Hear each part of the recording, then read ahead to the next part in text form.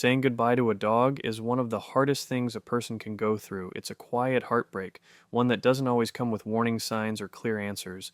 Dogs can't tell us in words when they're ready to go. They can't explain their pain, their fatigue, or their feelings.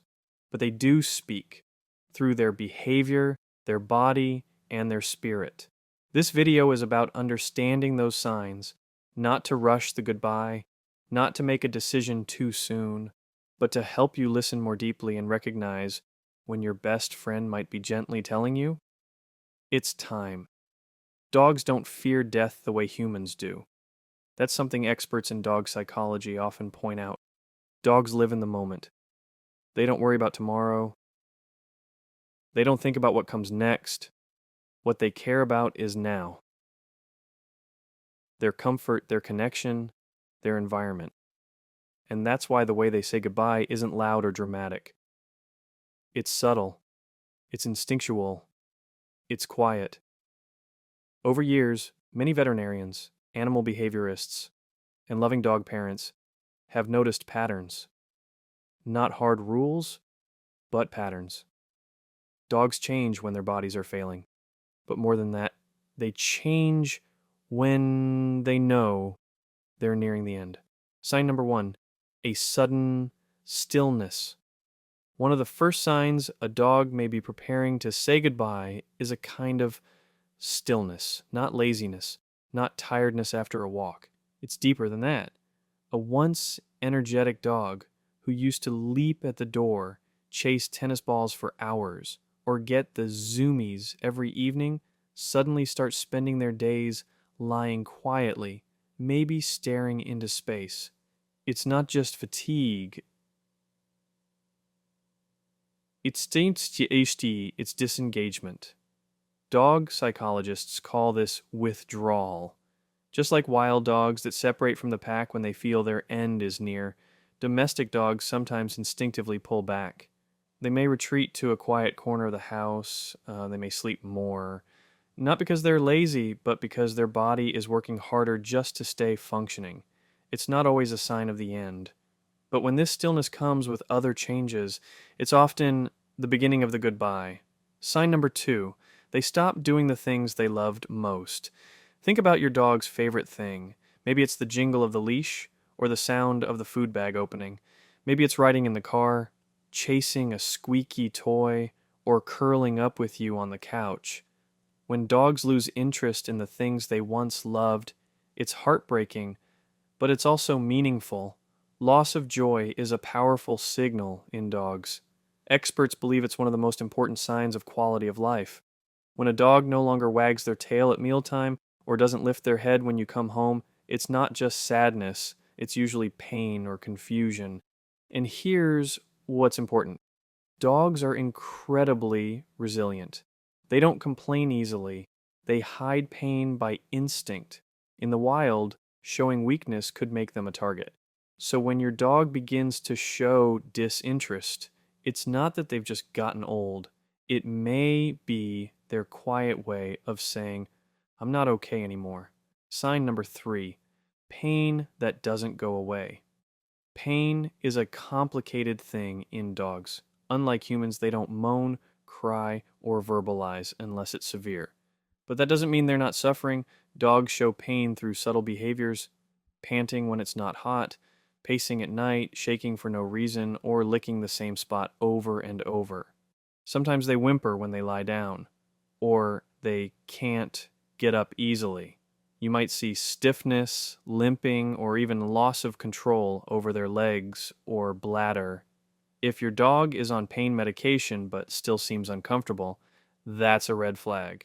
Chronic pain that can't be managed, especially when combined with other signs, is often a key moment to consider what's truly best for them. One vet described it like this: when managing pain becomes chasing symptoms, not improving life, that's when quality becomes more important than time. Sign number 4, confusion and anxiety. Cognitive decline is another signal. Some older dogs develop canine cognitive dysfunction, similar to dementia in humans. They might get stuck in corners, forget familiar routes, or even forget who their people are. But the hardest part?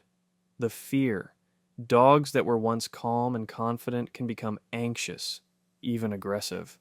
They might bark at night for no reason, or pace restlessly, or seem lost in their own home. This kind of mental distress is often just as important as physical pain. A confused dog isn't just forgetful, they're scared. They don't understand what's happening to them, and they can't ask for help. When a dog's world becomes more confusing than comforting, it may be time to help them find peace. Some vets and behaviorists suggest the bucket list test. Make a list of 5 things your dog lives for, the things that define their happiness. It could be chasing squirrels, playing tug, swimming, cuddling, barking at the mailman. If your dog stops enjoying 3 out of 5 of those things consistently, not just for a day, but for weeks, that's a powerful signal. This test brings objectivity to a deeply emotional decision, because when you love your dog, it's so hard to be honest. The bucket list helps you focus on their experience, not just your heartbreak. If your dog is in their final chapter, what matters most is comfort, not cure.